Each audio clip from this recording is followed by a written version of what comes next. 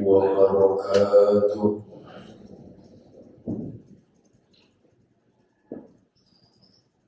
الحمد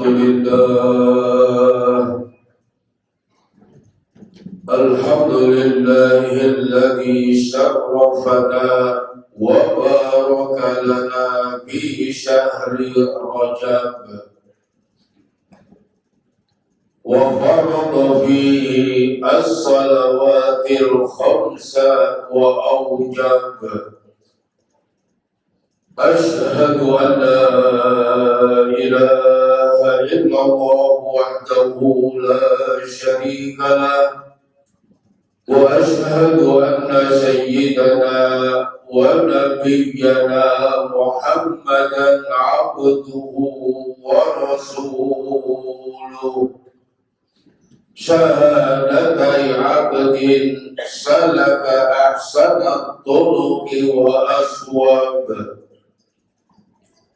اللهم صل وسلم وبارك وكرم وشرف وعظم على سيدنا وحبيبنا وعظيمنا وشفيعنا ومولانا محمد النبي المنتسب من خيار الآباء وأفضل النسب،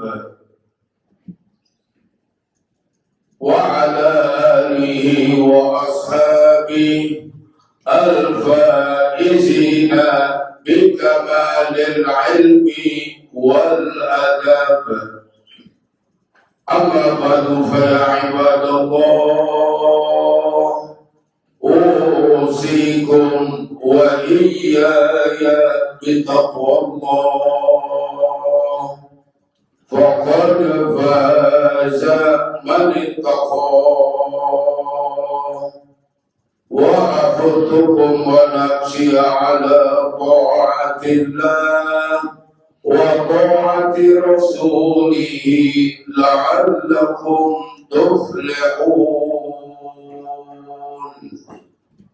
قال الله تعالى في كتابه الكريم: يا أيها الذين آمنوا اتقوا الله حق تقاته ولا تموتن إلا وأنتم مسلمون.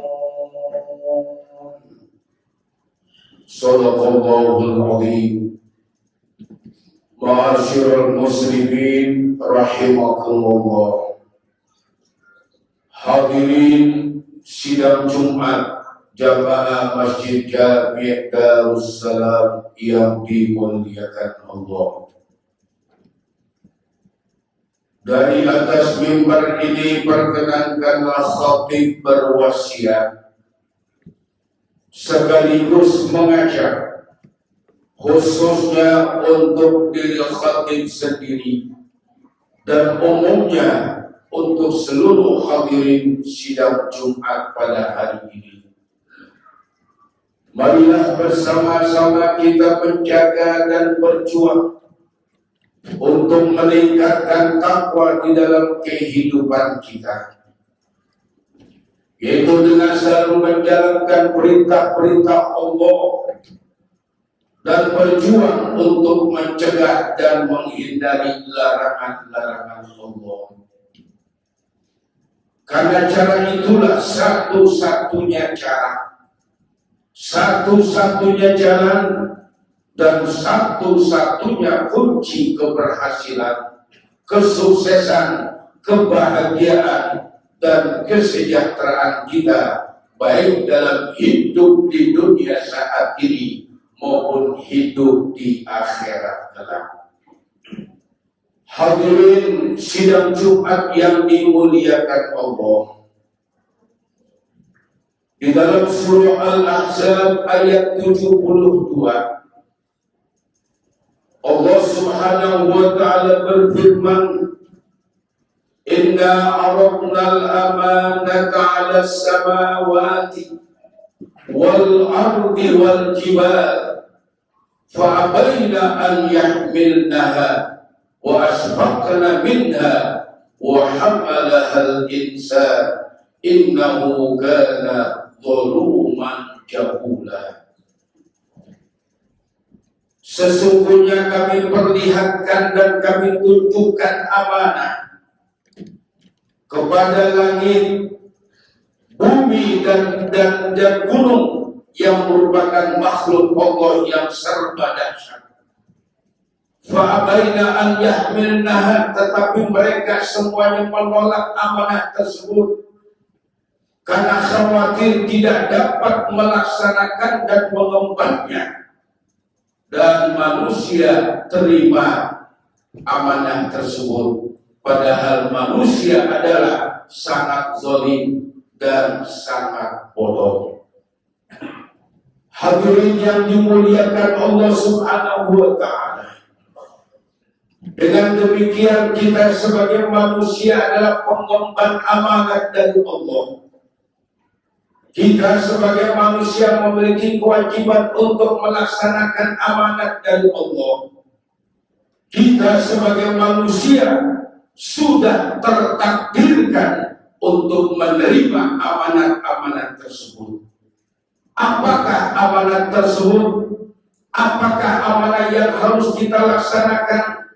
Apakah amanah yang kita emban dari awal keberadaan kita sebagai manusia? Amanah yang pertama adalah sebagai Khalifatullahi fil ardh. Amanah sebagai peramai, pemimpin, pengelola, dan yang merapikan bumi daripada makhluk-makhluk yang lain. Manusia diberikan amanah untuk menjadi pengelola bumi. Manusia diberikan amanah untuk menjadi pemimpin di bumi. Manusia diberikan amanah untuk menjadi pihak yang betul-betul memakmurkan bumi ini. Dalam arti bumi ini dan kemakmurannya, baik hubungan antar manusia dengan manusianya, hubungan antar manusia dengan sekelilingnya, hubungan antar manusia dengan makhluk sesamanya, adalah merupakan tanggung jawab dan amanah sebagai manusia untuk kita laksanakan bersama-sama. Maka kita adalah manusia yang bertanggung jawab jika bumi ini rusak. Maka kita adalah manusia yang bertanggung jawab jika bumi ini tidak beres. Bahkan kita adalah manusia yang bertanggung jawab jika ada kesalahan pengelolaan untuk bumi di sekitar kita. Yang terjadi adalah banyak manusia justru menjadi penghancur, banyak manusia justru menjadi destroyer, banyak manusia tidak memanfaatkan kepemimpinannya, bahkan dengan enaknya mengeksploitasi dan memanfaatkan isi bumi dan potensi bumi sebesar-besarnya demi keuntungan pribadi, demi keuntungan kelompok, bahkan demi keuntungan sekelompok orang-orang yang ada di sekitarnya. Amanat yang kedua adalah sebagai amanat sebagai abid, amanat sebagai hamba Allah Subhanahu wa ta'ala. Kita manusia mengemban amanah untuk beribadah kepada Allah, untuk menyembah Allah, untuk mengabdi kepada Allah Subhanahu wa ta'ala. Wa ma khalaqtul jinna wal insa illa liya'budun. Dan tidaklah kami ciptakan dan jin dan manusia melainkan untuk menyembah dan beribadah kepadaku. Maka sebagai pengemban amanah, manusia adalah makhluk yang wajib beribadah kepada Allah, wajib mengajak semuanya beribadah kepada Allah, dan wajib untuk memanfaatkan apa yang ada di sekelilingnya untuk beribadah kepada Allah Subhanahu wa ta'ala. Allah berikan kita nafas kita untuk beribadah kepada Allah. Allah berikan kepada kita kekuatan kita untuk beribadah kepada Allah. Allah berikan kepada kita potensi alam, baik potensi yang terlihat maupun yang tidak terlihat, adalah untuk beribadah kepada Allah Subhanahu wa ta'ala. Maka ketika manusia kita tidak beribadah, kita sudah mengkhianati amanah tersebut dan kita sudah menjadi orang-orang yang tidak bisa mengelola dan mengemban amanah dengan sebaik-baiknya. Amanah yang ketiga adalah berupa barang titipan dari Allah Subhanahu wa Ta'ala. Apa saja yang dititipkan kepada kita? Kita dititipkan oleh Allah ilmu, kita dititipkan oleh Allah jabatan, kita dititipkan oleh Allah harta dan kekayaan, bahkan kita dititipkan oleh Allah keluarga, anak, istri, dan keluarga besar kita. Ini adalah amanah dari Allah. Bagaimana barang titipan ini yang berupa harta, jabatan, keluarga, ilmu, kemampuan, keterampilan bisa kita persembahkan sebesar-besarnya untuk ibadah kita kepada Allah Subhanahu wa Ta'ala. Ini adalah amanah. Harta adalah amanah dari Allah. Jangan sampai harta kita malah menjerumuskan kita ke dalam jurang neraka dan penderitaan. Jabatan adalah amanah dari Allah. Jangan sampai jabatan yang ada pada kita, dari yang sekecil-kecilnya sampai yang sebesar-besarnya, adalah merupakan sejarah kita untuk mencapai kejerumusan kita di hadapan Allah Subhanahu wa Ta'ala. Bahkan negara ini, rakyatnya, persatuannya, pemerintahannya, dan semua kemakmuran dan keadilan yang ada di dalamnya adalah amanah dari Allah Subhanahu wa Ta'ala. Sekali saja ini tidak bisa dilaksanakan dengan sebaik-baiknya, maka pengemban amanah akan dituntut dan akan mendapatkan gelar pengkhianat dari Allah Subhanahu wa Ta'ala. Maka di bulan Rajab yang mulia ini, di bulan kita menanam kebajikan, di bulan kita menanam kebajikan, di bulan kita menanam amal, yang salah satunya adalah kita muhasabah, introspeksi diri kita sejauh mana 3 amanah tadi sudah kita laksanakan. Kalau ketiganya masih kurang, mari kita tekadkan diri kita untuk selalu memperbaiki amanah dan pelaksanaan amanah kita. Seandainya sudah terlaksana, maka kita tingkatkan lagi sehingga amanah tersebut bukan hanya bermanfaat untuk Allah, tetapi bermanfaat untuk kita. Bukan hanya bermanfaat untuk hubungan kita kepada Allah, tetapi bermanfaat untuk memperbaiki dan memperkuat ukhuwah dan jalinan persaudaraan kita antar kita sesama kita, antar kita sesama umat manusia, dan antar kita dengan orang-orang di sekitar kita, baik itu keluarga, teman, dan lain sebagainya. Mudah-mudahan Allah limpahkan rahmat, taufik, dan hidayah kepada kita, sehingga kita memiliki kekuatan lahir dan batin untuk selalu menjaga amanah, selalu melaksanakan amanah sebagai sebuah kewajiban kita dalam rangka mencapai ridha Allah Subhanahu wa Ta'ala. Amin ya rabbal alamin.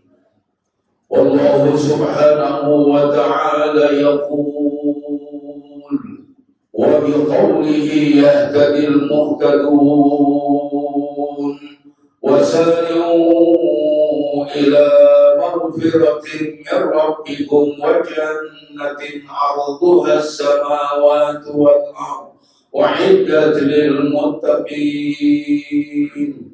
بارك الله لي ولكم في القرآن العظيم ونفعني وإياكم بما فيه من الآيات والذكر الحكيم وتقبل مني ومنكم تلاوته إنه هو السميع العليم. أقول قولي هذا وأستغفر الله العظيم لي ولكم ولسائر المسلمين والمسلمات والمؤمنين والمؤمنات فاستغفروه إنه هو الغفور الرحيم. الحمد لله الذي أمرنا بالتقوى ونهانا عن اتباع الهوى. أشهد أن لا إله إلا الله وحده لا شريك له وأشهد أن سيدنا ونبينا محمدا عبده ورسوله. اللهم صل وسلم وبارك وكرم وشرف وعظم على سيدنا وحبيبنا وعظيمنا وشفيعنا ومولانا محمد الذي لا ينطق عن الهوى إن هو إلا وحي يوحى وعلى آله وأصحابه الذين نالوا المرتبة العليا والمنزلة القصوى أما بعد فيا عباد الله اتقوا الله وقد فاز المتقون واعلموا أن الله أمركم أمرا عظيما وبدأ بنفسه تعظيما وتعليما وقال تعالى إن الله وملائكته يصلون على النبي يا أيها الذين آمنوا صلوا عليه وسلموا تسليما اللهم صل وسلم على سيدنا محمد وعلى آل سيدنا محمد وارض اللهم عن أربعة الخلفاء الراشدين ساداتنا أبي بكر وعمر وعثمان وعلي وعن بقية الصحابة والتابعين وتابع التابعين ومن تبعهم بإحسان إلى يوم الدين وعلينا معهم برحمتك يا أرحم الراحمين اللهم اغفر للمسلمين والمسلمات والمؤمنين والمؤمنات الأحياء منهم والأموات اللهم أعز الإسلام والمسلمين وأهلك الكفرة والمبتدعة والمشركين ودمر أعداءك أعداء الدين وأعلي كلمتك إلى يوم الدين اللهم اجعل بلدتنا إندونيسيا هذه آمنة رخية مطمئنة سالمة محفوظة مرضية إسلامية وسائر بلدان المسلمين ربنا آتنا في الدنيا حسنة وفي الآخرة حسنة وقنا عذاب النار عباد الله إن الله يأمر بالعدل والإحسان وإيتاء ذي القربى وينهى عن الفحشاء والمنكر والبغي يعظكم لعلكم تذكرون فاذكروا الله العظيم يذكركم واشكروه على نعمه يزدكم واسألوه من فضله يعطكم واستهدوه يهدكم ولذكر الله أكبر والله يعلم ما تصنعون